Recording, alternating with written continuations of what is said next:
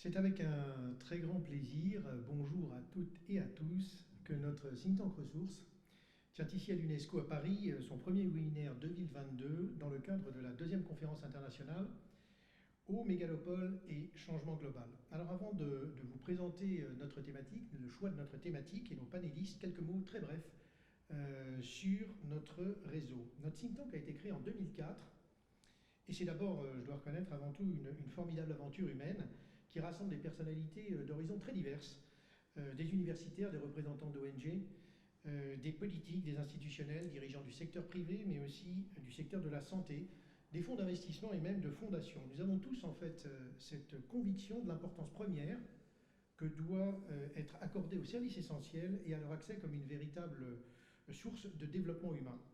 Alors l'objectif de ressources, c'est d'alerter, c'est de dialoguer, c'est de recommander et faire savoir afin de mobiliser l'attention des décideurs et des médias sur les problématiques d'accès aux services de base dans les pays émergents et de provoquer ainsi une prise de conscience, une mobilisation et bien sûr le développement des actions concrètes.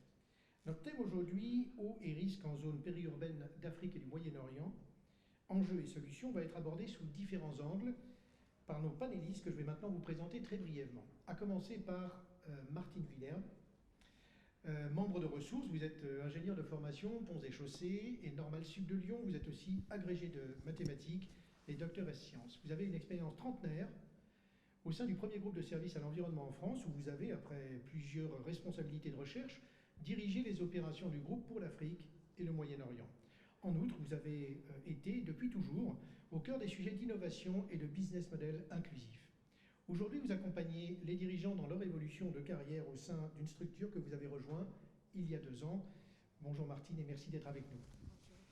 Avec nous, Franck Galland, membre de ressources lui aussi, qui est aujourd'hui fondateur et dirigeant du cabinet E2S, spécialisé en résilience urbaine, parmi l'un des meilleurs experts français sur les questions sécuritaires liées aux ressources en eau. Vous avez d'ailleurs publié plusieurs ouvrages dans ce domaine. Le dernier, Guerrero, l'an dernier, avait fait pas mal parler de lui d'ailleurs. Vous y reviendrez sans doute tout à l'heure. Vous intervenez en tant que rédacteur, membre de panel et représentant de la France désigné par le MEAE au sein du Global High Level Panel for Water and Peace. Bonjour Franck. Bonjour. Avec nous aussi Richard Balme, agrégé en sciences politiques et professeur des universités à Sciences Po Paris. Vous y animez l'atelier interdisciplinaire des recherches sur l'environnement et vous y dirigez d'ailleurs plusieurs masters.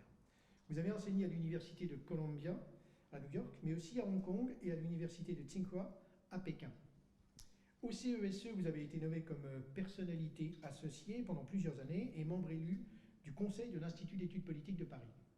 Vous êtes aussi membre de ressources depuis des années. Bonjour Richard et merci d'être avec nous. Bonjour.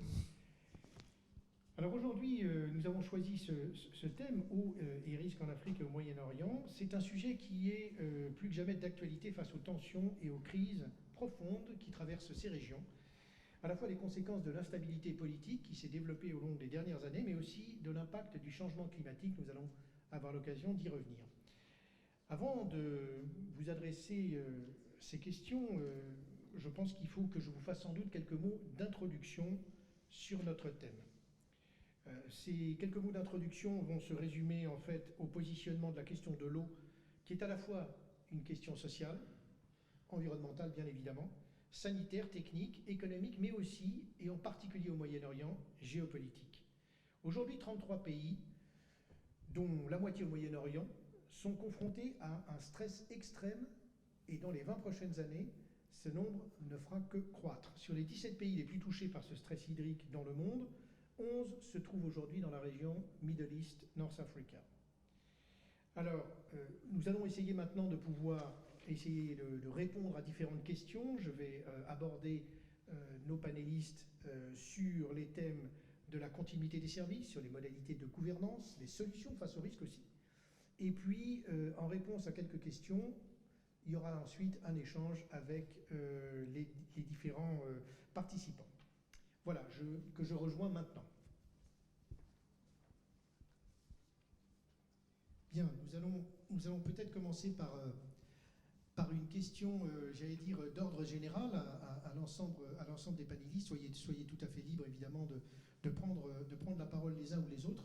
L'idée, c'est que nous ayons aussi un échange entre nous, compte tenu de vos origines différentes, qui évidemment vont donner beaucoup de, je dirais, de fruits et de sel à cet échange. Alors comment est-ce qu'on peut, première question, comment est-ce qu'on peut caractériser ces zones périurbaines? Est-ce que ce sont des espaces intermédiaires? Est-ce que c'est véritablement entre ville et campagne qu'on doit opposer les solutions? Quel rapport ces espaces créent-ils entre le centre de la ville et son côté périurbain? Et en quoi leur situation les rend plus vulnérables au risque? Martine? Volontiers. Donc les zones périurbaines, pour moi, ce sont des zones qui sont à la périphérie des zones urbanisées et qui sont occupées en principe par de l'habitat informel, c'est-à-dire des gens qui ne possèdent pas de titre de propriété et qui sont donc là souvent illégalement par rapport à l'organisation générale de la ville. Ce qui est intéressant, c'est que ce ne sont pas parce que, alors dans d'autres continents, on les appelle des bidonvilles, là on les appelle plutôt des villes informelles. Ce qui est intéressant, c'est qu'elles ont une organisation, c'est-à-dire que ça n'est pas des gens qui sont dispersés dans l'espace. Au contraire, c'est, pour répondre à votre question, Patrice, ça n'est pas de l'habitat dispersé, c'est souvent de l'habitat extrêmement concentré, qui fonctionne de manière solidaire et qui a un mode d'organisation, mais qui n'est pas, j'allais dire, optimisé. Dans le périurbain, pour moi, ça peut être des zones qui sont à l'intérieur de la ville elle-même, mais qui n'en font pas partie au sens où ce sont des zones qui n'ont pas accès, des gens qui n'ont pas accès aux services essentiels. Alors, le périurbain est une tendance qui monte en Afrique. Quand on sait que 2/3 des Africains seront urbains à horizon 2050, on voit une ville comme Lagos qui a plus de 15 millions d'habitants aujourd'hui, qui croît à hauteur de 500 000 personnes par an. La frontière entre le périurbain et l'urbain est très ténue. Donc dans ce contexte, effectivement, on constate que sur l'urbain et sur le périurbain, la différence se fait sur des services essentiels à la vie, l'eau, l'assainissement, mais pas que, les transports également, et parfois les réseaux de télécommunications. Et le risque, il est là, c'est que des zones de quartiers défavorisés n'aient pas accès à ces services de base essentiels à l'éducation, aux populations, à leur vie, à leur stabilité, et que une forme de mécontentement se développe, une forme de basculement dans une forme de radicalité politique, religieuse se développe. Et je me souviens que lors du Forum mondial de l'eau de Kyoto, une chercheuse égyptienne, Mona Al-Kodi, avait montré très clairement le lien entre développement d'une forme de radicalité armée, de terrorisme, et le manque de services essentiels. Donc je pense que la question de demain, d'aujourd'hui, elle est là. Faire en sorte que ces services, ces zones périurbaines, aient le plus rapidement possible des services essentiels pour le bien des populations et de leurs entreprises. Parce que ces populations créent de l'entreprise pour leur subsistance et celle de leur famille. Ok, merci beaucoup. Je peux ajouter à cela que pour moi, il y a peut-être trois sens différents quand on utilise le terme périurbain. Le premier, c'est celui de l'étalement urbain qui vient avec l'urbanisation, donc l'expansion des grandes villes, des grandes métropoles, la métropolisation, la constitution d'espaces qui sont dominés par la migration, le transit, un très fort taux de consommation foncière, et puis une absence de réseau. Donc plus de la pluriactivité, de la concurrence entre des activités industrielles, résidentielles, informelles, mais résidentielles quand même, et agricoles, qui cohabitent pas toujours bien en termes d'usage de l'eau. On pourra le détailler dans un instant.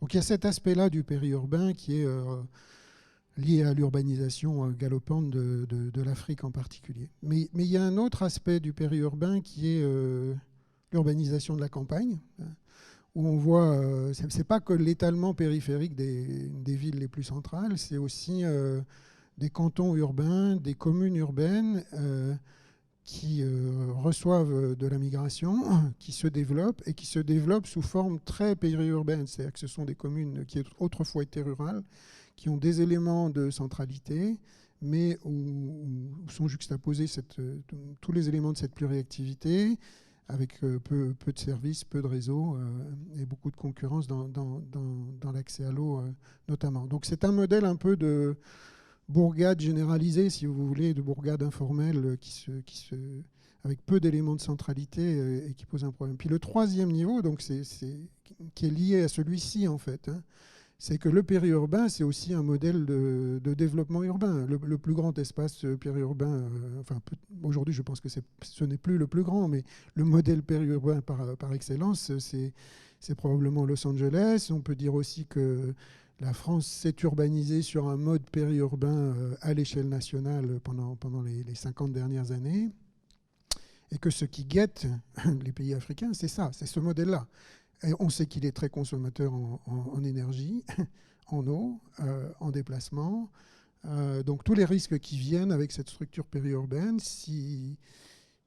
sont importants et ces pays, ces espaces sont confrontés à des choix d'urbanisation qui sont vraiment importants et déterminants pour l'avenir. Merci. Effectivement, je dirais que les frontières entre l'urbain et le périurbain s'effacent progressivement. Alors plus globalement, lorsque nous avons préparé en fait cet atelier, on s'est aussi posé une question sur laquelle il est important de répondre, c'est ce partage des usages qui est fondamental aujourd'hui puisqu'il fait peser en fait des niveaux de risque différents sur les différents acteurs. Qu'est-ce qu'il y a comme usage domestique, industriel ou agricole? Comment est-ce qu'on fait effectivement pour gérer ces différentes interfaces? Je me permets de poser la question d'ailleurs à vous trois. Soyez tout à fait libre. Franck?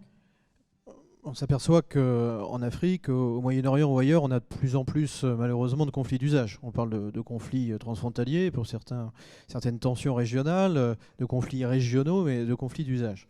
Alors effectivement, on a encore la prééminence de l'eau à vocation agricole, qui mobilise jusqu'à 80% de l'eau disponible dans un certain nombre de pays pour faire pousser effectivement les légumes nécessaires à l'alimentation en eau des populations, pour nourrir les élevages, puisque c'est aujourd'hui un véritable sujet dans les pays en voie de développement, et ça passe par la réforme des pratiques agricoles et l'irrigation de moyens d'irrigation, l'introduction de moyens d'irrigation plus intelligents, de cultures moins consommatrices d'eau, et surtout de la réparation de tout ce qui est adduction à vocation agricole. Donc ça, c'est le premier sujet. Et c'est le sujet essentiel, puisque effectivement, ça mobilise 80% des ressources en eau dans un certain nombre de pays. Et puis, on a malheureusement un certain nombre de zones géographiques qui ont basculé dans une forme de chaos permanent, diffus. Je pense surtout au Yémen, qu'on appelait l'Arabie heureuse, l'Arabie Félix, l'Arabie verte il y a encore 30 ans, et qui a mobilisé son eau à vocation agricole pour produire une drogue, le khat. Et ça, c'est une tendance qu'on voit malheureusement dans un certain nombre de pays, c'est que cette eau à vocation agricole sert à produire des denrées dangereuses pour le monde, et en particulier pour les populations qui les produisent. Donc là, un sujet particulier qui est particulièrement et suffisamment inquiétant. Ensuite, alors on peut parler bien sûr, et je laisserai les autres panélistes parler de l'eau à vocation domestique. Moi, ce que je vois monter de manière très forte, c'est l'eau de confort. L'eau destinée à la réfrigération, l'eau destinée à la climatisation, l'eau destinée aux centraux serveurs. Parce qu'aujourd'hui, crise sanitaire oblige, on fait tout en virtuel. Les systèmes d'information n'ont jamais été aussi présents dans nos vies. Or, derrière un système d'information, il y a un central serveur qui consomme énormément d'électricité, qui dégage énormément de chaleur, jusqu'à 700 watts par mètre carré. Et pour ça, pour que ça fonctionne, il faut refroidir. Et donc, on a dans des pays du Moyen-Orient, au-delà de la chaleur qu'il y fait, des besoins de climatisation, on a des besoins de réfrigération des centres serveurs. Et donc ça, c'est une tendance particulièrement inquiétante. Alors effectivement, à cela s'ajoute, mais je vais laisser nos deux invités en parler, l'eau à vocation domestique et l'eau à vocation industrielle. Merci. Martine. Oui, moi je parlais plutôt de l'eau à vocation domestique parce que bon, il faut se rendre compte que sur la planète, un tiers de la population n'a pas accès à une eau de qualité saine et que la première préoccupation des populations qui vivent dans ces zones périurbaines, c'est-à-dire qui ne sont pas desservies par le réseau, c'est précisément de trouver de l'eau. Et là encore, j'allais dire, il y a un sujet d'inégalité entre les hommes et les femmes, puisque c'est en général la femme et la mère de famille qui, avec ses enfants, va aller chercher de l'eau. C'est une situation qui présente beaucoup de risques. D'abord parce que ça les oblige à faire la queue dans des endroits où on peut acheter de l'eau, voire à aller prélever, par exemple, c'est ce que me disaient des femmes au Niger quand j'ai travaillé dans cette région. Elle me disait qu'elle pouvait passer la journée à aller au fleuve quand elle n'avait pas d'argent pour acheter de l'eau à un revendeur d'eau. Il faut savoir aussi que les revendeurs d'eau revendent l'eau 10, 20, 50 fois plus cher que le prix qu'ils la payent eux qui sont raccordés au réseau.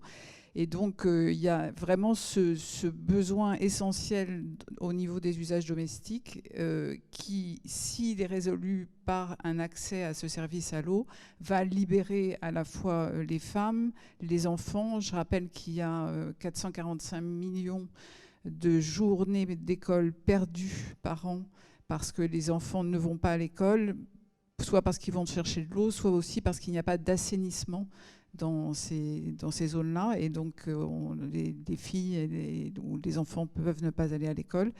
Et donc ça, pour moi, c'est le premier usage. Le deuxième usage, et je rebondis sur ce que dit Franck, enfin, je trouve ce que disait Franck était très intéressant, sur le développement d'une agriculture plus raisonnée, plus durable. Je pense qu'il y a aussi un enjeu d'exportation. Ces pays ont besoin de l'agriculture pour vivre. Néanmoins, ils vont exporter un certain nombre de produits qui sont poussés avec de l'eau vers des pays développés, ce qui fait qu'il y a on aggrave encore, dans les cas de sécheresse intense, on aggrave encore le déficit en eau de ces pays en important dans les pays développés des légumes, des fruits qui ont été poussés dans ces régions du monde. Merci. Richard, un commentaire. Oui, alors, disons que la structure du périurbain, comme justement elle est très informelle et peu équipée, exacerbe cette compétition entre les usages de l'eau industrielle, agricole et domestique. L'eau est difficile à capter. Elle peut être rare, mais même quand elle est disponible, elle n'est pas forcément captée. Donc quand elle est captée, les arbitrages pour savoir ce qu'on en fait sont difficiles à opérer. En fait, ils ne sont pas opérés. Donc il y a cette concurrence qui est assez vive. Mais ce que je voudrais souligner, c'est qu'il y a un des risques ce sont des risques sanitaires, en fait. C'est-à-dire que l'industrialisation, quand elle est là, elle peut être polluante, en particulier quand elle commence par de l'industrie bas de gamme, on va dire. Elle pollue les sols, elle pollue l'eau, elle jouxte des zones agricoles qui deviennent des zones de maraîchage pour alimenter la ville, puisqu'on est dans un système urbain un peu généralisé. Donc ce qui se développe, c'est beaucoup du maraîchage. Donc on voit des cultures maraîchères se développer à proximité d'usines polluantes. Il n'y a pas de réseau, donc à la première inondation, les cultures sont inondées par de l'eau polluée, etc. etc. Donc très gros risque environnemental dans ces zones-là, lié à une absence de maîtrise de l'usage de l'eau, je dirais. Merci de ces précisions. Je vais essayer maintenant de... Ah oui, Franck. Je voulais juste rajouter un point sur une thématique qu'on n'a pas abordée, mais qui est très liée au conflit d'usage, c'est le conflit eau-énergie. Parce qu'aujourd'hui, on estime que 20% de la production d'électricité mondiale sert uniquement à extraire de l'eau dans les grandes profondeurs et à la transporter. Quand on voit une ville comme Amman aujourd'hui, pour alimenter en eau Amman, on transporte sur 350 km 100 millions de mètres cubes par an à grand renfort énergétique. C'est 2,8 kWh par mètre cube transporté. Donc Donc c'est bien plutôt un couple eau-énergie. Alors, c'est un couple énergie, mais on a du conflit d'usage, à l'évidence, entre eau à vocation agricole, eau à vocation industrielle, à vocation domestique. Mais derrière aussi, on a un conflit entre eau et énergie. Parce qu'il faut de l'eau pour l'énergie, mais il faut de l'énergie pour l'eau. Voilà. Donc, vous voyez qu'on est sur une forme de cercle vicieux et qui ne prend pas le chemin de sa résolution. Peut-être si je peux ajouter un point, Patrice, pour prolonger un des éléments qui a été mentionné par Martine et qui sera, je pense, familier à Franck. Je pense que la dimension géopolitique mondiale de cette situation est tout à fait intéressante et révélatrice. C'est-à-dire qu'on a un très fort contraste entre des régions désertiques soumises à des très forts déficits ou stress hydrique, et puis des régions qui ont un potentiel agricole en développement, où l'eau est disponible, où il y a des terres agricoles, où il y a la possibilité de développer de l'agriculture parce qu'il y a de la ressource en eau. Et donc on voit, c'est assez connu, mais l'appropriation des terres, la Chine qui développe des fermes dans un certain nombre de pays africains et pas que la Chine. Enfin voilà. Bon, là on a une sorte de nouveau rapport nord-sud, j'ai envie de dire, ou est-ouest, je ne sais pas comment il faut l'appeler, ou nouveau sud-sud, mais enfin une géopolitique mondiale interrégionale à travers la production alimentaire et donc la consommation d'eau, où l'Afrique se retrouve une nouvelle fois en position de voir ses ressources extraites pour de la production qu'on envoie ailleurs. Donc elle reste dominante dans cette dominée, je veux dire, dans cette géopolitique. Et je pense qu'il faut être particulièrement vigilant à ça pour nos amis africains. Merci de cette précision, effectivement.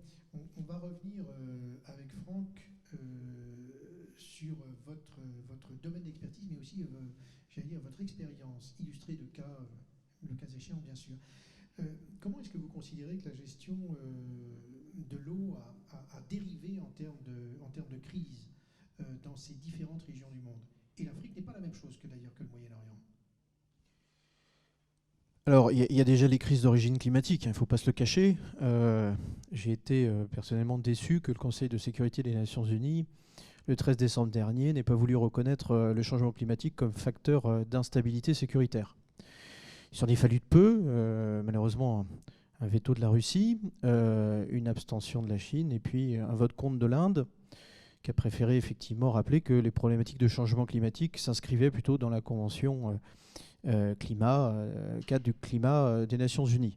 Mais il y a quand même 113 États qui ont voté pour, et il est intéressant de voir que cette initiative était portée par le Niger et l'Irlande. Alors le Niger, en 2050, d'après l'Observatoire Défense et Climat, qui est l'observatoire sur les enjeux de sécurité environnementale du ministère des Armées français, eh bien, il est estimé que les températures vont augmenter de 2,5 degrés et que ça va se traduire, comme Nicolas Stern le disait, le changement climatique se traduit en température, mais s'exprime en manque d'eau. Donc ça va s'exprimer en manque d'eau. Ça s'exprime déjà en manque d'eau, à ma connaissance. À l'évidence. Alors on est sur une zone typiquement, puisqu'on parle du Niger, du G5 Sahel. C'est 150 millions aujourd'hui d'habitants. La population va doubler dans les 20 prochaines années. Et par rapport aux années 2000, ces 150 millions d'habitants ont déjà perdu plus de 40% de leurs ressources en eau disponibles. Donc on est sur des zones qui connaissent déjà une forte instabilité due au changement climatique. Alors si vous rajoutez à cela des problématiques d'instabilité politico-sécuritaire, voire des conflits de très haute intensité, qui prennent les infrastructures hydrauliques pour cible directe ou comme cible collatérale. Prenons par exemple le cas de la Libye. Le haut-commissaire des Nations Unies aux affaires humanitaires, à très juste titre, a déploré du ciblage systématique d'infrastructures. On est à 150 événements depuis le début de l'année sur les infrastructures hydrauliques libyennes, dont la grande rivière artificielle. Quand vous voyez les conséquences de conflits de très haute intensité en Syrie sur, bien évidemment, les populations, les établissements de soins, mais également les infrastructures hydrauliques, il faut rappeler que Sans eau, sans assainissement, on ne soigne pas les gens et les maladies hydriques se développent. Regardez les conséquences du ciblage d'infrastructures de manière directe ou de manière collatérale au Yémen, qui ont conduit à une épidémie de choléra jamais connue dans ce pays, et une des pires encore non résolues à l'heure où on se parle, avec des millions de personnes touchées. Aujourd'hui, il faut savoir qu'on a plus de 20 millions de Yéménites qui n'ont pas accès à de l'eau saine. Alors, je pourrais arrêter là, la longue litanie, mais on peut parler de la situation des infrastructures hydrauliques en Irak, qui sort de 30 ans de conflit, puisque dès 91, l'opération Tempête du désert, effectivement, on est en 2022 aujourd'hui, les infrastructures hydrauliques ont été touchées. Et j'allais rajouter l'instabilité économique et sociale. Le Liban, qui pourtant est considéré à juste titre comme le château d'eau de la région, connaît depuis une vingtaine d'années une pression sur ses ressources exponentielle, avec une utilisation minière de l'eau souterraine, complètement désorganisée, chaotique, aux mains de groupes organisés. Et on trouve d'ailleurs parfois les mêmes qui gèrent des groupes électrogènes et l'alimentation en fioul des groupes électrogènes. Ce qui fait qu'aujourd'hui, on peut être inquiet sur les ressources souterraines du Liban, sur les ressources de surface, parce que le Liban connaît aussi les conséquences du changement climatique. Alors si vous rajoutez à cela cette crise économique profonde, économique et sociale que connaît ce beau pays qu'est le Liban, eh bien là également, ce n'est pas une bonne nouvelle pour les infrastructures hydrauliques. Donc on voit bien, conséquences du changement climatique, conflits de haute intensité ou instabilité politico-sécuritaire, et puis instabilité économique et sociale, qui sont des oiseaux de mauvaise augure pour les infrastructures d'alimentation en eau. C'est particulièrement, c'est une description qui est particulièrement, j'allais dire, sombre, mais réaliste. Je vais poser une question à Richard sur le rôle que doit jouer la gouvernance et les politiques publiques pour tenter d'infléchir ou en tout cas réorienter vers une amélioration les tendances qui viennent d'être décrites par Franck. Oui, merci Patrice. Alors la gouvernance, bien sûr, l'action publique, disons, généralement a un rôle fondamental à jouer. On est proche du service public ici, évidemment. Il y a un peu 4 niveaux de gouvernance qui sont mis en jeu ici. Il y a un niveau, je dirais, infracommunal. Quand on est dans le périurbain, souvent l'échelon communal est d'assez grande dimension. Donc c'est l'articulation au fond entre cette collectivité et puis ces quartiers, ces cantons, ces arrondissements. Ils prennent des noms différents d'un pays à l'autre, mais en fait il y a beaucoup de dispersion et un travail de coordination à faire à ce niveau-là. Il y a aussi un niveau qui le plus apparent, c'est l'intercommunalité. Donc dans les très grandes métropoles, il y a de l'intercommunalité en construction, en développement. Mais il y a aussi des besoins d'intercommunalité en milieu plus rural, en milieu intermédiaire, en milieu périurbain. Elle existe, mais elle est moins avancée, elle est moins développée que ce qu'elle peut être en Europe, en France en particulier. Et donc il y a un gros travail à ce niveau-là. Un grand chantier institutionnel dans la plupart des pays. Il y a un autre niveau de gouvernance qui est celui des rapports entre l'État et ses collectivités. Donc on parle beaucoup de décentralisation. Tous les élus locaux, tous les maires africains que je peux rencontrer se plaignent d'un manque de décentralisation, d'un manque d'autonomie, il y a des réformes en cours, mais elles avancent à petits pas. Il y a beaucoup de politique derrière tout ça. L'État, c'est pas proprement africain, ça, mais l'État se déleste assez peu volontiers de ses prérogatives et il le fait en général devant la nécessité contrainte et forcée. Mais il y a beaucoup de progrès à faire à ce niveau-là, en particulier parce que les communes ont souvent l'impression, les maires ont souvent l'impression que l'État conduit ses politiques de manière trop clientéliste et pas suffisamment rationalisée. Et puis il y a un 4e échelon de gouvernance qui est international, je dirais. Et là, il y a quand même... il me semble plutôt des aspects positifs, des interactions entre les collectivités et les bailleurs internationaux, les ONG internationales, la coopération décentralisée. Je pense que ça joue un rôle très important et qu'il faut absolument consolider ça à l'avenir. Merci. Une question qu'on n'a pas encore évoquée et que je voudrais pouvoir vous poser, Martine, sur le développement économique. En quoi est-ce qu'il est essentiel à la viabilité des espaces ? Alors, merci de cette question, et puis je vais en profiter pour rebondir sur ce que vient de dire Richard, parce qu'effectivement, dans un certain nombre de pays africains, en tout cas dans ceux dont j'ai l'expérience, l'adduction d'eau et l'alimentation en eau des populations n'est pas de la responsabilité véritablement de la ville, mais plutôt de la responsabilité de l'État, et l'État ne transfère pas cette responsabilité. Et pour un certain nombre de raisons politiques qu'on peut comprendre, l'intérêt de l'État, c'est d'alimenter sa ville-centre, sa capitale, les villes importantes régionales, mais elle ne se préoccupe pas de justement ces zones périurbaines. Donc ce que je trouve intéressant, c'est comment intégrer ces zones périurbaines, parce qu'à mon sens, si elles ne sont pas intégrées et qu'elles ne reçoivent pas de services essentiels, elles vont compromettre, comme disait Franck, la sécurité générale des pays, des équilibres économiques. Alors, sur ce sujet du développement, je pense que je le vois de deux manières. Bien sûr, il ne peut pas y avoir de développement sans eau, ça c'est clair.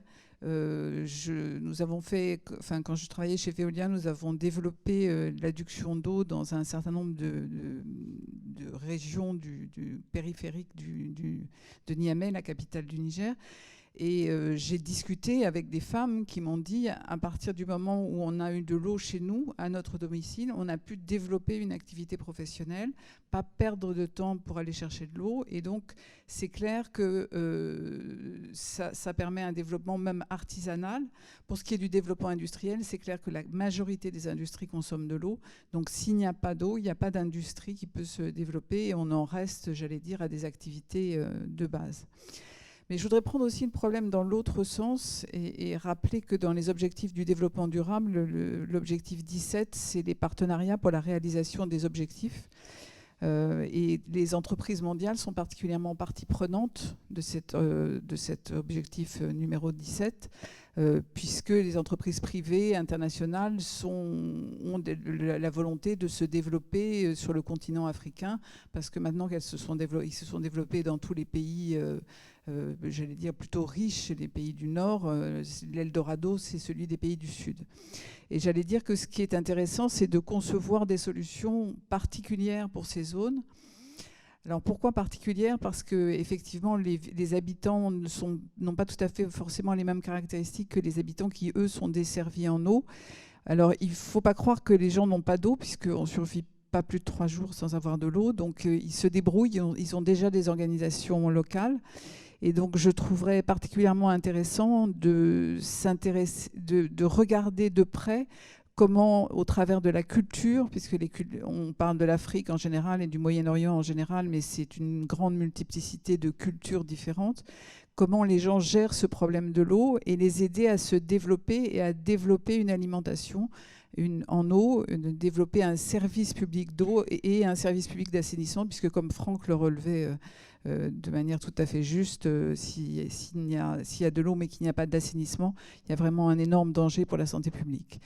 Et donc, je crois fermement que le développement de ces grandes entreprises internationales passera par l'inclusivité, c'est-à-dire pas seulement par le fait de signer des contrats avec des États pour desservir une ville-centre, mais aussi d'inclure dans leurs services et de dialoguer avec les États. Je pense que les entreprises ont un rôle important de dialogue avec les États pour justement inclure ces populations qui sont situées dans les zones périurbaines.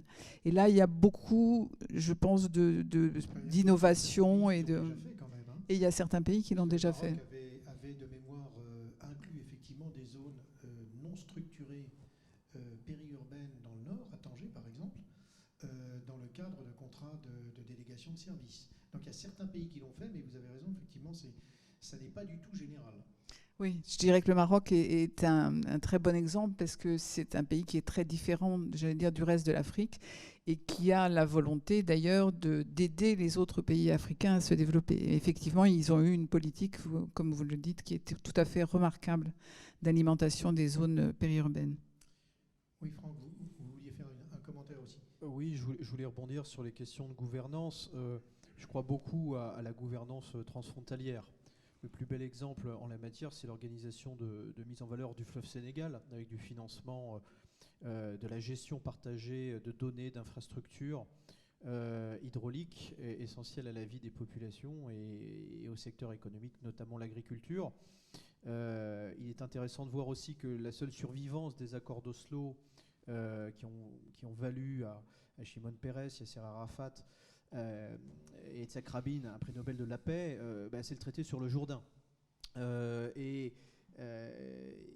pense que ça n'a pas été suffisamment relevé, mais il y a quelques semaines, en marge de l'exposition universelle de Dubaï, a été signé un accord entre l'État d'Israël et le Royaume de Jordanie, où l'État d'Israël s'engage à fournir au Royaume de Jordanie 200 millions de mètres cubes par an. Je vous parlais tout à l'heure de l'alimentation en eau d'Amman qui se fait à grand renfort de pompage, de transfert d'eau à hauteur de 100 millions de mètres cubes.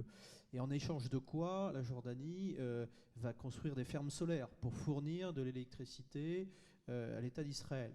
Donc on voit bien qu'en termes de coopération transfrontalière, ça peut et ça doit fonctionner. Bon, à l'inverse, on est aujourd'hui à la croisée des chemins sur la situation sur le Nil bleu, avec des tensions non résolues entre Éthiopie d'une part et les deux pays aval que sont Soudan et Égypte, avec une obligation de résultat.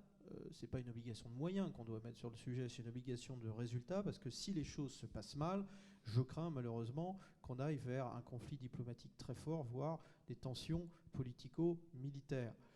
Et donc il revient aujourd'hui, comme ça a été rappelé par le secrétaire général des Nations Unies en septembre dernier, à l'Union africaine d'assurer cette médiation éminemment nécessaire de façon à ce que ce grand barrage Renaissance puisse se faire en territoire éthiopien, mais qu'il soit en gestion partagée vis-à-vis des pays de l'aval. Voilà, en tout cas, des exemples et des contre-exemples de coopération ou de non-coopération transfrontalière.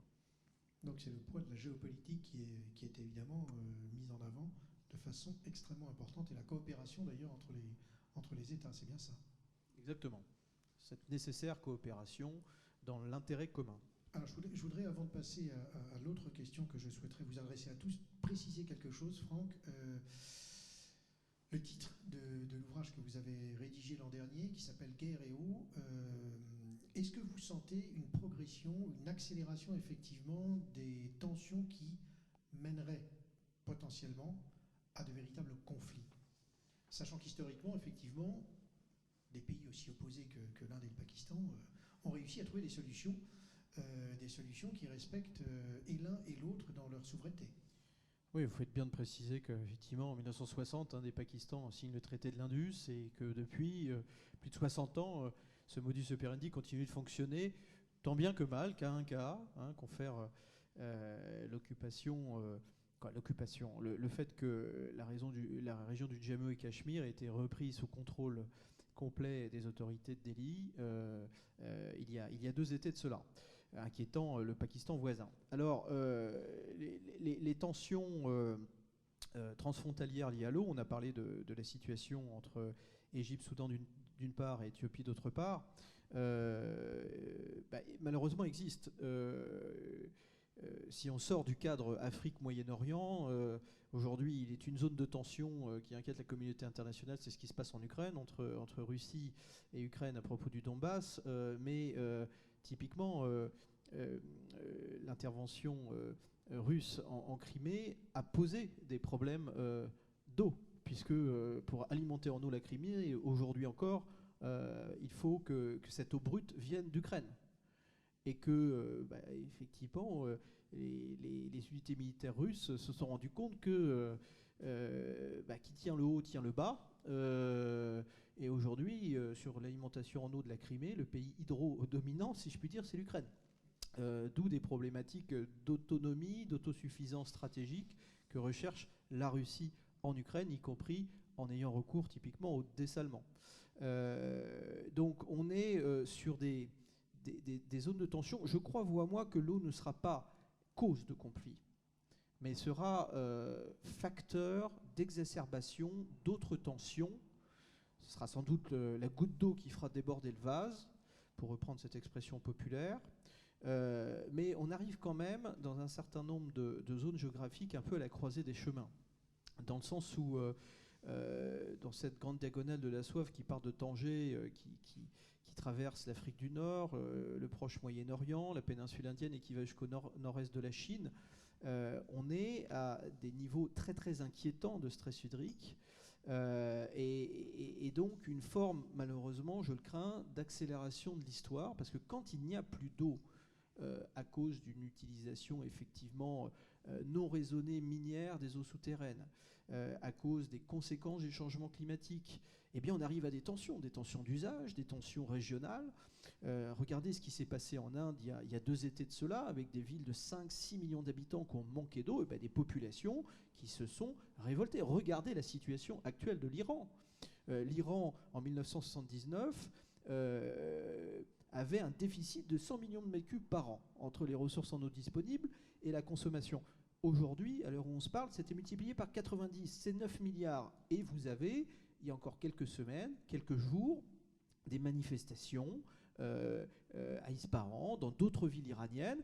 Un think tank turc a écrit il y a 3 ans de cela, un think tank lié à la défense turque, l'Iran a 2 problèmes pour sa sécurité, l'État d'Israël et le manque d'eau.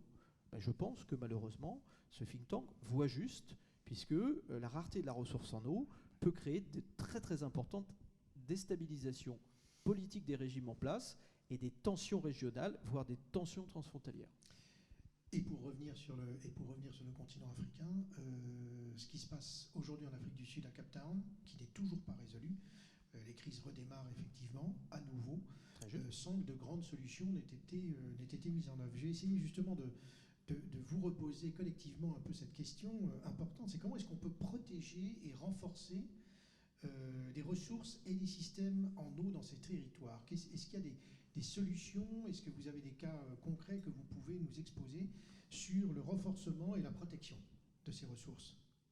Martine. Moi, je vais être très terre à terre, hein, puisque j'ai travaillé pas mal sur le terrain sur ces sujets-là. L'eau ne peut pas être gratuite parce qu'elle est en général purifiée, elle est transportée, etc. Et donc, elle a un coût. Et s'il a un coût, il faut que quelqu'un paye ce prix de l'eau. C'est le service, là, c'est pas la ressource. C'est pas la ressource, c'est le service, tout à fait. Je suis tout à fait d'accord. Et je pense que je parlais tout à l'heure des entreprises qui se développent dans ces pays du monde. Il y a des mécanismes de solidarité intéressants au travers de ce qu'on appelle la tarification de l'eau. C'est-à-dire qu'on peut faire des transferts de prix et de coûts entre des populations qui sont très défavorisées et des populations favorisées, voire des industries qui utilisent beaucoup d'eau et qui vont la payer plus cher que ces populations-là. Donc je pense qu'il y a des tas de solutions locales. Alors cette solution autour du tarif me paraît essentielle et le sujet du tarif me paraît essentiel. Ça peut amener ces populations à payer l'eau très peu, mais il faut quand même qu'elles la payent un peu, parce que des expériences ont montré, par exemple, Areva, quand il travaillait au Niger sur les mines d'uranium, desservait les populations de travailleurs qui travaillaient dans la mine gratuitement. Et le résultat était que dans une zone où on manque énormément d'eau, ces travailleurs laissaient couler l'eau toute la journée, parce que finalement, comme elle n'était pas payée, elle n'avait pas de valeur. Je pense que la solution, c'est probablement pas non plus le tout réseau, c'est-à-dire que, comme vous souligniez tout à l'heure, Patrice, l'exemple du Maroc, on a vu l'implantation de bornes-fontaines, donc il faut savoir où les implanter et il faut s'intéresser de près, j'allais dire, à la culture du pays pour savoir comment les gens utilisent l'eau, s'ils veulent bien sortir de chez eux pour aller chercher de l'eau, parce que ça paraît être une question un peu idiote, mais en fait, il y a des cultures dans lesquelles on a l'eau chez soi et aller chercher de l'eau dehors est quelque chose de dégradant. Vous avez un exemple précis, je pense, en tête. Oui, j'ai un exemple précis en tête. Donc c'est une aventure, j'allais dire, que j'ai vécue lorsque j'étais chez Veolia, où on avait décidé d'alimenter les populations par de l'eau saine, dans la mesure où ils s'alimentaient au travers de puits qui étaient creusés dans les maisons et qui étaient pollués par de l'arsenic. Donc les gens avaient développé en particulier ce cancer dû à l'arsenic, des arsénioses. Et il y avait énormément de gens qui étaient malades. Donc on a construit une usine de traitement d'eau sur la rivière qui était relativement polluée, en tout cas qui comportait pas mal de polluants de type industriel, mais que nous savions traiter. Donc nous avons construit ces usines et nous avons, d'ailleurs c'était un partenariat avec Gramine, et donc nous avons confié à des Gramine Lady le soin de vendre l'eau à l'intérieur de cette ville qui s'appelle Goalmari. Et au bout de quelques temps, on s'est aperçu que notre service était utilisé à peu près à 17% de la population, et on s'est posé cette question. On s'est dit, mais pourquoi ça se passe comme ça? Et donc, on a fait appel à une anthropologue, et c'est pour ça que je ne saurais trop recommander aux entreprises que d'avoir ce genre de spécialité et de capacité à l'intérieur, de compétences à l'intérieur de leur organisation.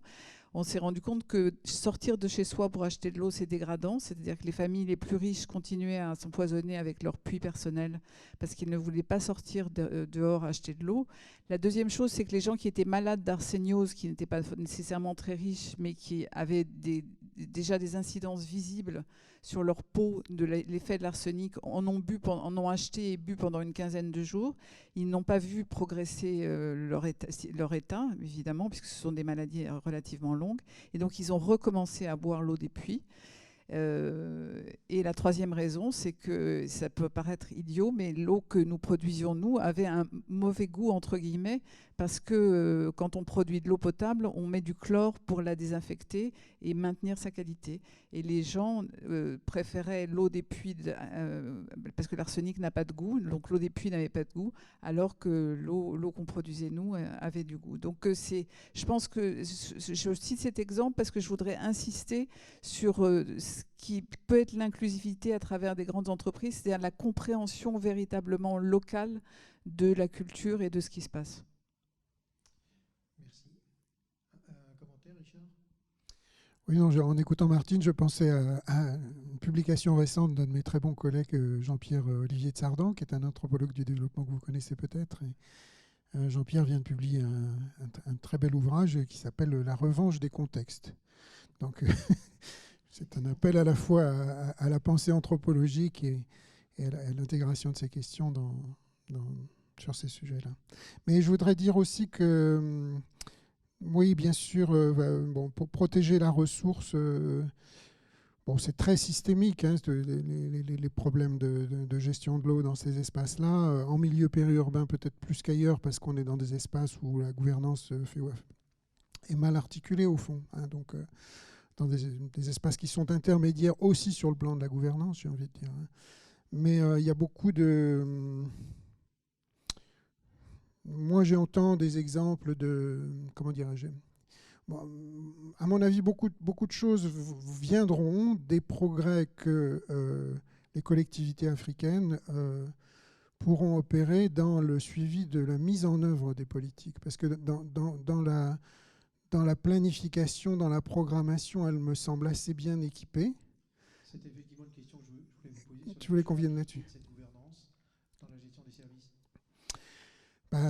Voilà, on me dit par exemple, quand je dis c'est quoi les risques en périurbain, je pose la question à un maire, c'est les risques liés à l'eau en périurbain, et il me répond c'est un risque de salubrité, parce qu'en fait on contracte avec une entreprise pour faire un forage, donc on accède à l'eau par des pompes, etc. Et puis le cahier des charges demande qu'on aille à la deuxième nappe phréatique, mais en fait l'entreprise s'arrête à la première, et donc l'eau est polluée, et on distribue de l'eau polluée sans que... Mais on ne le sait pas, parce qu'on n'a pas les capacités de vérification derrière. Voilà. Effectivement, un faible niveau de contrôle. Exactement. Donc là, il y a un long chemin à parcourir, hein, parce que c'est très compliqué, la mise en œuvre. C'est un grand sujet en politique publique, mais voilà. Et je pense qu'il y a des marges de progression, on va dire ça comme ça, dans ce registre-là. Oui, absolument. Et dans le suivi de la politique, il faut voir que les services d'eau et les services de distribution d'eau sont des infrastructures, Franck l'a rappelé tout à l'heure, des infrastructures extrêmement lourdes qui utilisent beaucoup d'énergie, mais qui ont aussi un sujet de maintenance. C'est-à-dire que quand on dit suivre la politique de déploiement de l'accès à l'eau, il faut entretenir des systèmes durant des années. Donc il faut non seulement avoir eu l'argent pour construire ces systèmes, ce qui est une chose, il y a des financements internationaux, il y a des tas de façons de financer, mais ensuite il faut continuer à financer, et ça représente une part non négligeable du prix initial, parce qu'il y a de la maintenance à faire. Il faut réparer les fuites, il faut réparer les pompes, il faut réparer tout un tas de choses. Ça coûte de l'argent, ça nécessite de la technicité qu'il n'y a pas forcément sur place. Et ça aussi, ça fait partie, je pense, de la politique de l'eau. Oui, Franck. Vous parlez de technicité pour la maintenance préventive et curative des ouvrages. Ça passe aussi par la formation. Aujourd'hui, sur l'Afrique et le Moyen-Orient, on a un sujet qui est à la fois dans des zones de très forte instabilité, le maintien en présence des techniciens ingénieurs qui, effectivement, sont plutôt tentés, vu leur niveau d'éducation, malheureusement de quitter leur pays, qui est en guerre. Donc non seulement ces infrastructures hydrauliques sont touchées par les balles, par les obus, par les sabotages, mais en plus elles n'ont plus personne pour les maintenir en activité. Même dans des pays stables politiquement, se pose la question du salaire qu'on offre à ces électromécaniciens, à ces ingénieurs, là où d'autres secteurs d'activité sont beaucoup plus porteurs en termes de salaire. Et au-delà de ça, la formation de base, parce que je vais dire, même aujourd'hui, dans nos sociétés occidentales, trouver un électromécanicien, c'est pas si simple. Trouver un automaticien, puisque la plupart des usines sont régies par des automatismes, c'est très compliqué. Du Maroc en passant par l'Afrique du Sud, et effectivement, quand on est à Windhoek et qu'on a un système de production d'eau potable, notamment à base de réutilisation d'eau usée, ça nécessite de l'investissement pour la maintenance, pour le suivi du contrôle qualité, mais ça nécessite de la compétence humaine. Est-ce qu'on a les gens suffisamment formés? Oui, mais est-ce qu'on va être à même de les garder? C'est une vraie question. On a les problématiques de pyramide des âges. Aujourd'hui, en France, comme ailleurs, beaucoup de gens prennent leur retraite méritée, mais la transmission ne s'est pas faite. Donc là, se pose à l'ensemble de la filière une problématique certes d'investissement pour la maintenance préventive et curative des ouvrages, mais aussi de maintien de la compétence humaine. Mais je me permettrai de rebondir parce qu'il me semble essentiel de le rappeler. Martine a fait ce détour et ça me semble important. Autant les capacités financières sont mobilisables sur des opérations de conception-construction, voire de temps en temps quelques années d'exploitation, mais le vrai sujet, c'est quand même le sujet de la maintenance des ouvrages constitués et de l'infrastructure et des réseaux, et pas seulement de leur extension, c'est-à-dire en matière purement, j'allais dire, de construction. Et des programmes de maintenance financés par des bailleurs, il n'y en a pas beaucoup, il faut être honnête, et sans faire du name dropping, mais de la Banque mondiale jusqu'à JICA en passant par l'AFD, la plupart des programmes sont quand même des programmes d'équipement et des programmes de construction. On peut se poser vraiment sérieusement la question de connaître, d'inventorier ce qui permettrait de conserver les infrastructures construites dans un état à peu près correct. Martine ? Oui, je voulais rebondir sur l'exemple que citait Franck de Windhoek en Namibie, où effectivement une partie de l'eau potable de la ville de Windhoek est produite à partir d'eau usée. Et j'allais dire, partout dans le monde où il y a des gens, il y a de l'eau qui est consommée, donc il y a de l'eau usée. Et donc finalement, l'assainissement peut être une solution pour l'eau potable, puisqu'on parlait tout à l'heure de trouver des solutions pour les zones périurbaines. Si on devrait commencer par construire la station d'épuration et derrière la station de traitement d'eau potable qui permet d'alimenter les gens en eau potable une fois que l'eau a été débarrassée de tous ces polluants. Alors ça ne peut pas être l'unique ressource, mais c'est quelque chose qui est susceptible tout de même de contribuer à l'alimentation en eau des populations, en particulier périurbaines. Oui, je vais entièrement dans le sens de Martine. Je pense que c'est sans doute mon côté saint-simonien. L'avenir de l'eau, c'est la technologie. Le dessalement, bien sûr, la recharge artificielle de nappes, mais la réutilisation des eaux usées, on ne le dira jamais assez, parce que ça offre de l'autosuffisance stratégique. Israël l'a bien compris. Israël est le champion du monde incontesté de la réutilisation des eaux usées. 87% de leurs eaux usées sont recyclées à des fins d'arrosage agricole, d'arrosage d'espaces verts, mais aussi de consommation humaine. Vous avez une station la plus importante du monde qui est Shavdan, qui traite les eaux usées de 2 millions de personnes et qui la recycle de manière intégrale pour réalimenter en circuit fermé. Singapour l'a parfaitement compris aussi, ce qui fait que l'État singapourien, quand il fêtera le centenaire de son indépendance en 2060, ne dépendra plus de la Malaisie voisine. Alors qu'en 1960, quand Singapour prend son indépendance, cette cité-État dépend à 100% d'une conduite venant de Malaisie. Voilà. Et donc, on peut, et l'exemple de Windhoek est très intéressant parce que c'est un pays africain, la Namibie, qui maîtrise, grâce à un opérateur français, Veolia. Voilà. Et donc, ce qui s'est fait ailleurs peut se faire. Mais ça se fait aussi, par exemple, en Arabie Saoudite, où il y a encore une dizaine d'années, il était absolument inenvisageable d'utiliser en fait les eaux retraitées, même à des fins agricoles. Des fatwas ont été émises et aujourd'hui, effectivement, le traitement des eaux usées, le programme de traitement des eaux usées prend une ampleur considérable. Il y a des programmes de développement en ce moment d'ailleurs, sur lesquels un certain nombre d'entreprises vont se positionner, y compris des entreprises saoudiennes. Donc oui, c'est vrai, il y a des formes d'atténuation des risques qui sont trouvées, mais à des rythmes différents, semble-t-il, selon les pays. Chaque pays, chaque risque. Je voudrais juste ajouter un petit mot, si possible, sur pas vraiment les solutions, mais disons les chantiers à travailler. Si d'identifier bien ce qui m'est dit par ces retours d'élus locaux. Une des grandes contraintes de l'aménagement urbain, c'est le foncier. Donc, j'anticipe un tout petit peu sur le panel, le prochain panel de ressources que tu mentionneras sans doute tout à l'heure, mais voilà, c'est les collectivités confrontées à un droit foncier très difficile, très contraignant, qui mélange de la législation nationale du droit coutumier, qui prévoit des procédures d'expropriation dont les collectivités n'ont pas les moyens. Donc planifier de l'infrastructure et du développement, c'est un vrai sujet. Donc ces élus me disent il faut qu'on avance, enfin ils n'ont pas la maîtrise de leur développement urbain et en particulier, ça c'est une énorme contrainte. Donc voilà, c'est très compliqué, mais c'est un vrai sujet.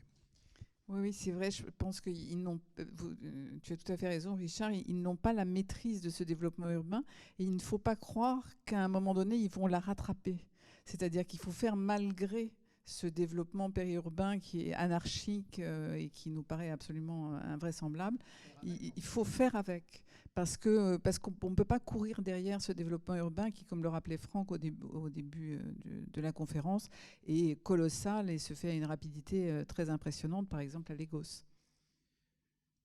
Alors il y a effectivement, en fait, à titre d'illustration de ce que vous venez de dire, Martine, le cas par exemple de Tanger et de l'ensemble de ces développements qui étaient totalement hors droit foncier, et sur lequel les autorités marocaines demandaient aux concessionnaires d'eau et d'électricité non pas, j'allais dire, de raser et puis de réorganiser, mais tout simplement de faire du filaire de façon à pouvoir intégrer progressivement. Donc c'est une adaptation qui permettait ensuite d'ailleurs de discuter de la notion de droit foncier et de droit propriétaire. Mais je rappelle simplement que vendredi, nous allons avoir un side event ici à l'UNESCO, toujours un side event ressources, qui sera organisé autour de justement la gestion des droits fonciers, ce que ça représente, parce que ce sujet, même s'il peut être considéré comme un petit peu aride, est un sujet absolument fondamental pour le développement des services.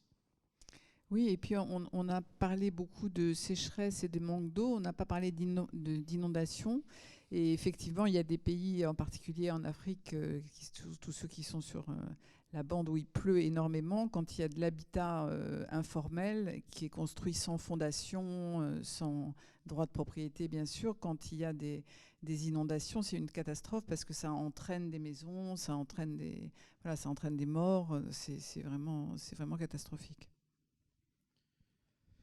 Bien, je crois qu'on est on est arrivé au terme des questions, je dirais, directes aux panélistes. Sur la plateforme, un certain nombre de questions ont été je crois, positionnées. Si vous pouviez simplement me les donner à l'écran pour que je puisse les répercuter. Alors, nous avons des questions sur quel est le lien entre une attente sociétale, dite donc politique, et son coût énergétique. Quelle place des low-tech et la notion de sobriété. Alors là, il y a peut-être effectivement une question aussi d'adaptation du niveau de service. Qu'est-ce qui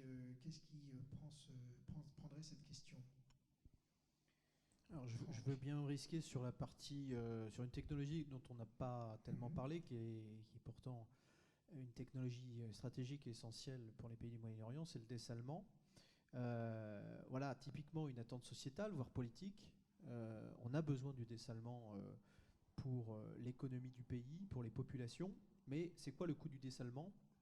Et là, à l'évidence, des progrès colossaux ont pu être faits. On a aujourd'hui, grâce à des processus membranaires, des coûts à 0,9 € le mètre cube, là où par distillation, au milieu des années 70, on était à 7 € le mètre cube. On va de plus en plus vers, je pense, à terme, l'utilisation du couple solaire et dessalement. Donc là aussi, pour limiter l'empreinte énergétique du dessalement. De manière générale, l'alimentation en eau a une empreinte énergétique de 0,5 kWh par mètre cube. Bon, par contre, ça peut monter jusqu'à, et on parlait de la situation de la Jordanie, jusqu'à 2,8 kWh par mètre cube quand il s'agit d'acheminer de l'eau sur 350 km à Amman.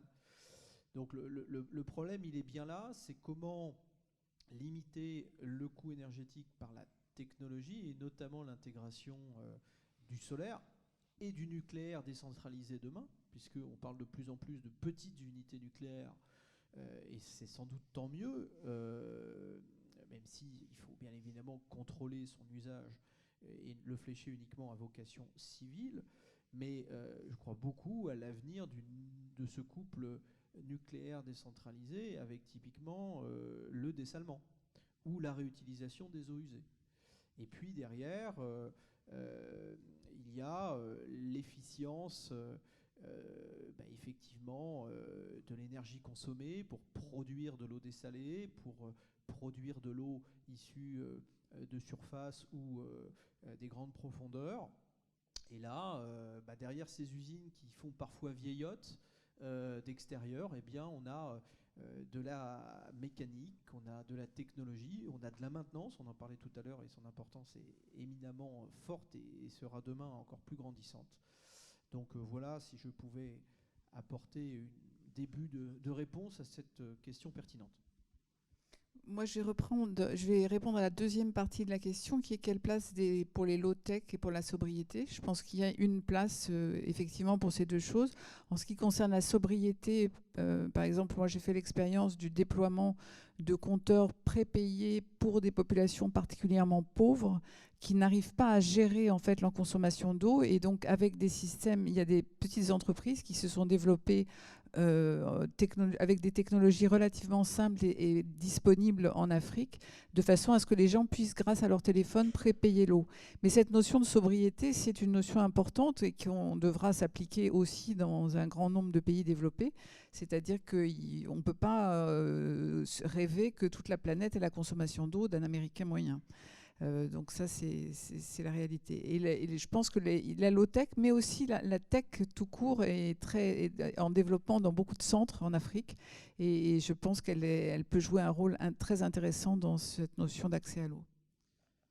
Si je peux me permettre, le début de cette question méritait un petit commentaire de ma part. Le début de la question est la suivante, c'est double contrainte, plus d'enjeux et moins de moyens. En fait, il y a aussi une question de la gestion des priorités politiques. Là aussi, il s'agit de savoir s'il est plus important de développer et quelle forme et quelle priorité on va donner à des développements sur les programmes eau-assainissement, par rapport à d'autres types de développement à caractère industriel ou social ou autre. J'ai eu incidemment une discussion tout à fait récente, puisque c'était cette semaine avec le ministre de l'eau et de l'assainissement en Mauritanie. Ils ont décidé dans ce pays d'avoir une véritable politique publique prioritaire donnée au secteur de l'eau et de l'assainissement. Et de cette politique publique prioritaire découlent des moyens renforcés. Ça a été le cas au Niger à une époque d'ailleurs, avec le président Issoufou. Il y a une deuxième question qui évidemment évoque la question de la culture. Est évoquée ici l'adaptation précise au contexte local et à la culture locale. Qu'est-ce qu'il en est des changements de culture? Certaines habitudes sont-elles soutenables? Est-ce qu'il y a éventuellement des choses qui peuvent être modifiées? J'ai l'impression que c'est moi qui suis partie pour répondre à la question, puisque j'ai évoqué ce sujet. Alors, j'allais dire que ce qui n'est pas soutenable et pas durable, c'est de consommer comme un Américain. Ça, c'est sûr. C'est une habitude qui n'est pas soutenable. Après, des changements de culture, j'allais dire que il ne faut pas imaginer que les populations de ces zones périurbaines font absolument n'importe quoi.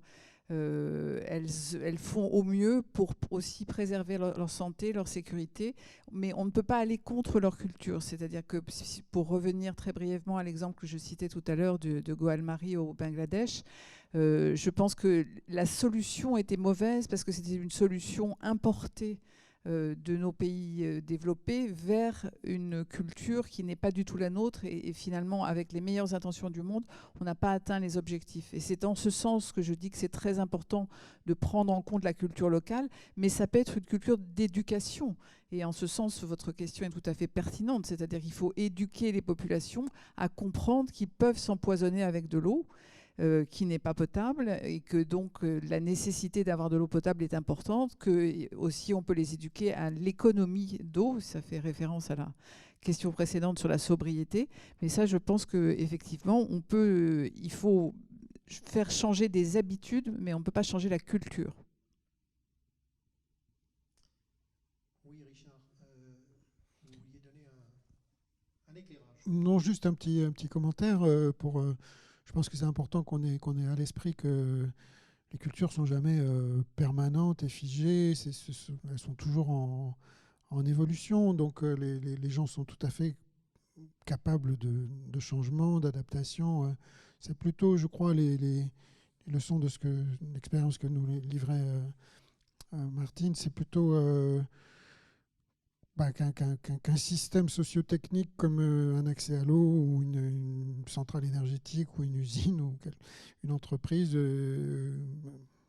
un système démocratique ne peut pas s'implanter, parachuter, tomber du ciel et fonctionner ipso facto. Et donc, elle doit être, un système comme celui-là doit être approprié et, si possible, je dirais, conçu avec les gens qui vont en faire usage en amont. C'est un peu utopique de dire ça, mais enfin, au moins, cet apprentissage, ce changement de culture, cette éducation, ce dialogue, plus tôt il intervient et plus les choses sont faciles, je crois. Merci Richard. Je crois qu'il y a encore d'autres questions, notamment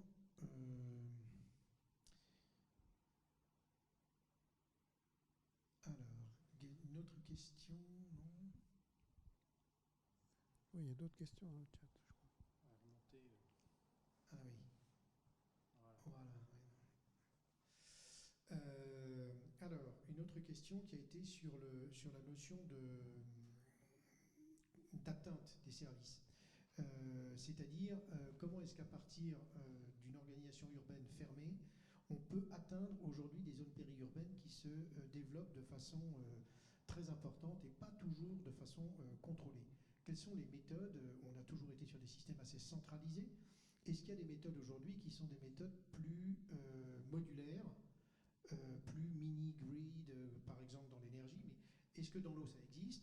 Est-ce qu'il y a des politiques qui sont aujourd'hui développées dans ce domaine?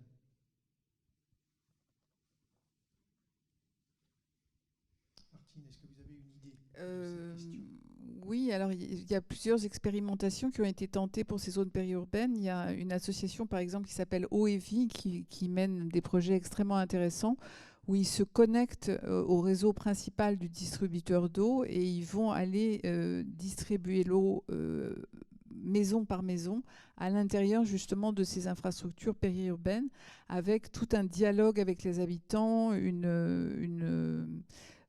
j'allais dire, comme disait Richard tout à l'heure, ça peut pas être un truc qui tombe du ciel. Donc les gens vont avoir l'eau chez eux. Il faut qu'ils comprennent qu'ils vont avoir à la payer.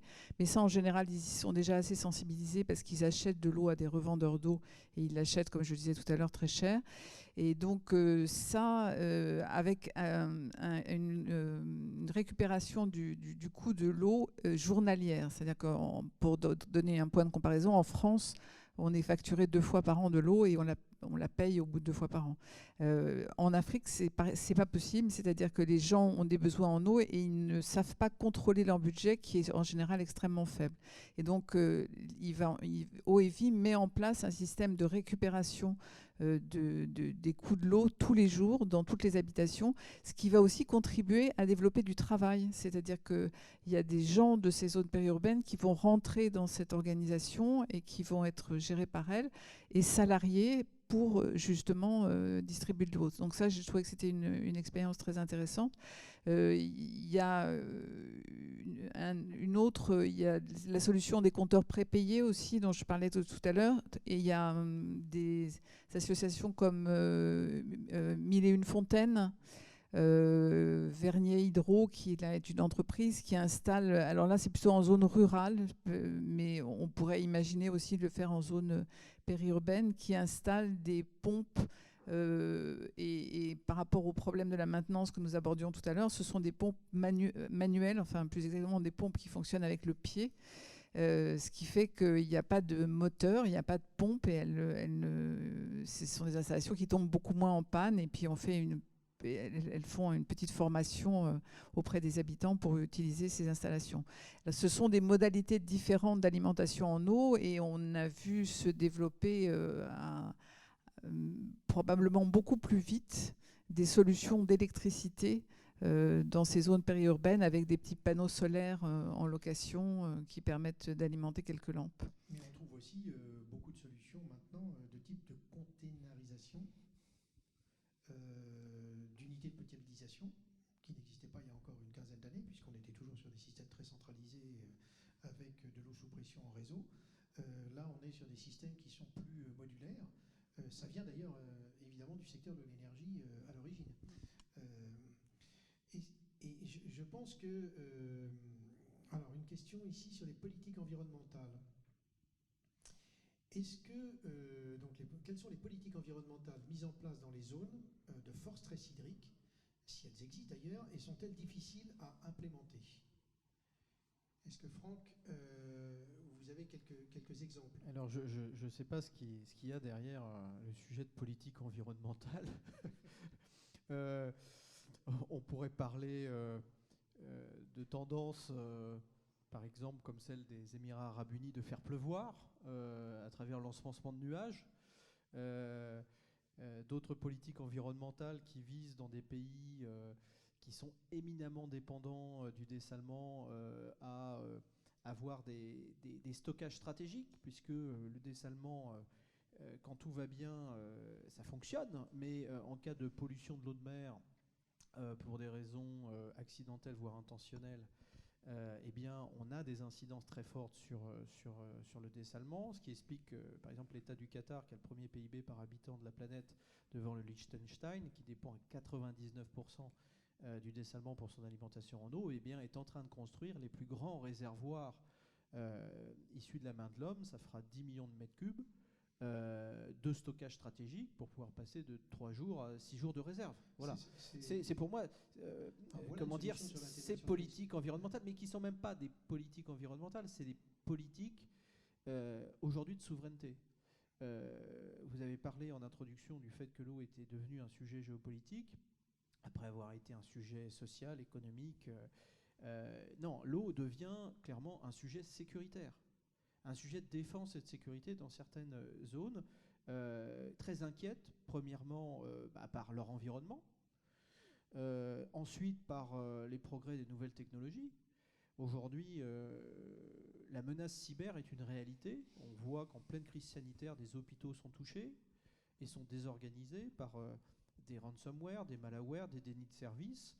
En pleine première phase de la crise sanitaire, le National Water Carrier israélien, qui permet de transporter de l'eau brute du lac de Tibériade vers le sud du pays, a fait l'objet d'un ciblage de ces systèmes d'information industriels. Donc de ce point de vue-là, c'est plutôt des politiques environnementales d'orientation très sécuritaire qui sont mises en place dans des zones à fort stress hydrique. Mais encore faut-il que les politiques en aient la vision, que derrière des financements soient mobilisés. De ce point de vue-là, on peut parler à l'évidence longuement du Moyen-Orient, mais il y a un pays qui est très intéressant, c'est le Maroc. En 1967, Sa Majesté Hassan II, lors d'un de ses discours, déplorait un manque d'héritage en termes de retenue hydraulique. Il n'y avait à l'époque que 13 barrages au Maroc. 30 ans après, en 1997, c'est une centaine de retenues hydrauliques qui ont été construites au Maroc pour mobiliser de la ressource. Le président Bouteflika, avant le Forum mondial de l'eau de Marseille, en 2012, et son ministre des Ressources en eau de l'époque, Abdelmalek Sellal, disait à qui voulait l'entendre, à juste titre, que l'Algérie avait mobilisé énormément d'argent sur une décennie hydraulique algérienne de 2002 à 2012, et aucun pays au monde derrière la Chine n'avait fait autant. Effectivement, la réalité, elle était là. Et donc, il y a des volontés politiques éclairées, là où en plus il y a de l'argent, d'où sans doute aussi au pétrodollar, la volonté de mettre l'eau au cœur des priorités stratégiques. Et c'est grâce à cela qu'on va pouvoir, non pas résoudre, mais essayer d'apporter un début de solution à la rareté des ressources en eau due au stress hydrique structurel dans certaines régions, conjoncturel, mais malheureusement dû au changement climatique. Merci. Richard ? On peut peut-être ajouter à ce que vient de dire Franck sur les politiques environnementales. Une grande politique publique que je ne connais pas particulièrement bien et qui est la Grande Muraille Verte quand même. Cet aménagement qui prévoit de l'aménagement hydraulique et de la reforestation ou de la forestation, je ne sais pas comment. Je comprends que ce n'est pas forcément un grand succès, mais donc la mise en œuvre n'est peut-être pas à la hauteur des espérances, mais oui, c'est ce type de politique publique qui existe. J'aimerais bien qu'on puisse venir sur la question de Bernard Baraquet ou le commentaire de Bernard Baraquet. Oui. Ok. Alors,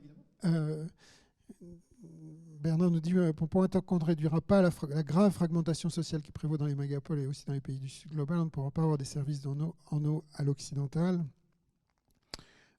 Et ça va prendre des générations. Ça a pris des générations chez nous, donc ça va prendre des générations en Afrique. Je pense que notre commentateur a raison. Ça va prendre très très longtemps. Et au fond, c'est l'instrument, c'est un peu que je vois pour faire ça, c'est un peu de... Et c'est justement par rapport à notre problématique de périurbain, il faudrait densifier les villes, en fait. Il faut densifier les villes. Il faut éviter l'étalement, de concentrer la population là où elle a accès au réseau, donc urbaniser en développant des programmes de logement et en construisant des villes, des grandes villes. Elles vont devoir être très, très développées. Et en effet, ça ne peut venir qu'avec la constitution d'une société de classe moyenne, en fait. Et voilà, donc on voit bien le modèle. Il est déjà difficile à réussir. Enfin, est-ce que le développement économique a-t-il un rôle? Évidemment, c'est celui-là. C'est celui de constituer des sociétés plus homogènes, moins fragmentées. Mais c'est déjà très difficile. Mais réaliser ça sans carbone, et parce que le pétrole joue évidemment un rôle fondamental là-dedans, il est partie intégrante de toute cette économie. Enfin, fossil fuels, les carburants, les hydrocarbures. Donc faire ça sans hydrocarbures et en préservant la biodiversité et la ressource en eau. Voilà, on n'a pas. Aujourd'hui, je pense que l'Europe n'a pas cet instrument-là à sa disposition. Elle y travaille, mais on n'est pas là. Pour l'Afrique, sous l'urgence du développement, c'est un peu le grand défi et la grande question, et ce qui est si difficile à faire et si difficile à entrevoir en même temps. Est-ce qu'on peut imaginer? La Chine n'a pas fait n'a pas construit un modèle de développement alternatif. Elle en souffre énormément aujourd'hui. Est-ce que quelque chose d'autre se dessine pour l'Afrique? Je ne le vois pas réellement. Mais... Ouais, ce qui est certain, je vais vous passer la parole, Franck, que vous vouliez commenter. Ce qui est certain, c'est que avoir l'ambition de service d'eau dit à l'occidental pour l'Afrique, je ne suis pas sûr que ce soit forcément la meilleure des solutions. En tout cas, je pense qu'il faut se poser la question plutôt vue de la part des Africains sur leurs véritables besoins à eux, compte tenu de l'organisation de la ville, des quartiers périurbains. Il n'y a pas une solution, il y a autant de solutions, je dirais, que de cas particuliers, pays par pays. Franck? Oui, un service d'eau à l'occidental, dans les grandes villes africaines, moyen-orientales, et ailleurs, on parlait de situation de stress hydrique dans la péninsule indienne, malheureusement se heurte trop souvent à des véritables mafias de l'eau qui n'ont aucun intérêt à ce que les choses se développent, dans le sens où elles tiennent le business, elles siphonnent les infrastructures d'eau publique. Prenons une ville comme Karachi au Pakistan. En 1960, c'était 500 000 habitants, ils sont 20 millions aujourd'hui, c'est 33 fois Paris intramuros. Il n'y a aucun service public de l'eau. Les conduites d'adduction sont siphonnées sciemment par des groupes organisés. C'est pompé, c'est mis en camion-citerne, c'est livré au domicile des classes moyennes qui peuvent se le permettre pakistanaises, moyennant 15%, 20% du budget mensuel des ménages. Là où effectivement une eau distribuée au robinet reviendrait, si on prend les chiffres français, à 3 euros le mètre cube. Voilà. Donc le sujet il est là, c'est que dans un certain nombre de pays, il va être très très difficile, surtout vu l'état de déliquescence complète de certaines grandes villes d'Afrique du Nord, du Moyen-Orient, et bien de lutter contre ces groupes organisés, d'ailleurs qu'on retrouve généralement à la tête d'autres trafics de drogue ou d'armes. Donc là, c'est un sujet majeur. Il va falloir énormément de temps, comme le disait Bernard Baraquet. Oui, je voulais juste rajouter quelque chose. Je suis tout à fait d'accord avec le fait qu'il ne faut pas développer nécessairement des services de l'eau à l'occidental. Et moi qui suis une grande pessimiste de nature, je suis plutôt optimiste sur les développements qui sont possibles en Afrique, parce que je pense qu'il y a un niveau, une innovation permanente dans ces pays-là qui va permettre de trouver des solutions qui sont plus adaptées. Et je pense qu'on peut faire le parallèle avec le téléphone, c'est-à-dire que nous avions tous un téléphone fixe, et puis ensuite nous avons eu un téléphone portable, et les Africains n'ont jamais eu de téléphone fixe. Et donc je crois au leapfrog en Afrique, et pas qu'en Afrique, hein, dans d'autres pays que je connais moins bien, dans d'autres continents que je connais moins bien, comme l'Inde, mais je crois qu'il faut concevoir les solutions avec les habitants, et il faut tirer parti de l'innovation, de tous les progrès technologiques qui ont été mentionnés, hein, le fait que les traitements coûtent de moins en moins cher, qu'il y a de plus en plus de moyens de communication accessibles. Et je crois que c'est ça qui permettra de gagner cette bataille. Et j'espère qu'il ne faudra pas 3 générations pour y arriver. Parce que les deux choses sont liées, c'est-à-dire que réduire la fragmentation sociale, ça passe par là aussi. C'est-à-dire qu'on ne sait pas s'il faut d'abord réduire la fragmentation sociale ou d'abord alimenter les populations en eau de façon précisément à réduire cette fragmentation sociale. Bien, je vois qu'on arrive à un chronomètre proche de la fin. Alors je vais vous laisser à chacun la parole pour quelques mots de conclusion. On a beaucoup parlé de risques. Il y a eu un tableau un peu sombre données sur l'environnement et son évolution depuis maintenant une vingtaine d'années sur ces zones périurbaines. On va commencer avec vous, Richard. Dites-nous quelques mots de conclusion sur cette thématique telle que nous l'avons travaillée. Merci Patrice. Bon, oui, effectivement. Alors le tableau est assez sombre parce qu'on zoome un peu sur ces questions, on les regarde à la loupe, mais j'ai envie de dire que pour les décideurs africains, c'est du pain quotidien. Hein. C'est le quotidien de l'action publique ou de l'entrepreneuriat en Afrique. Hein. Il est fait de challenges, de difficultés considérables. Elles sont bien là, mais pas insurmontables. Il y a beaucoup de progrès et voilà, ça fait partie de cette réalité.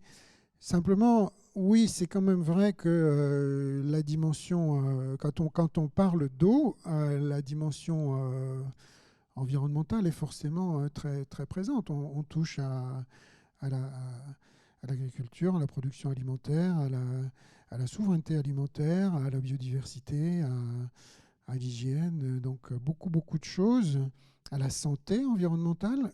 On n'a pas prononcé ce terme-là, mais il est vraiment important. Donc je pense que ce que j'aimerais qu'on garde de notre débat, c'est que l'eau est une ressource qu'il faut valoriser, à laquelle il faut donner toute la valeur qu'elle mérite. Bon, il y a des réflexions sur ce sujet. Hein. On a parlé de géopolitique et d'eau virtuelle etc. Mais oui, enfin, il faut que les décideurs et les gens qui sont aux affaires en Afrique travaillent à valoriser cette ressource, à la respecter et à la préserver. Franck, quelques mots très, très brièvement. Moi, je crois qu'à travers ce panel, on a abordé la question de l'eau comme enjeu aujourd'hui stratégique et sécuritaire. En Afrique, au Moyen-Orient et ailleurs, on pourrait parler de la situation en Asie centrale, particulièrement instable en ce moment. C'est pas pour rien qu'un grand pays d'Afrique, le Sénégal, pour ne pas le nommer, a, le 22 novembre 2016, permis pour la première fois au Conseil de sécurité des Nations Unies d'aborder le sujet eau, paix et sécurité.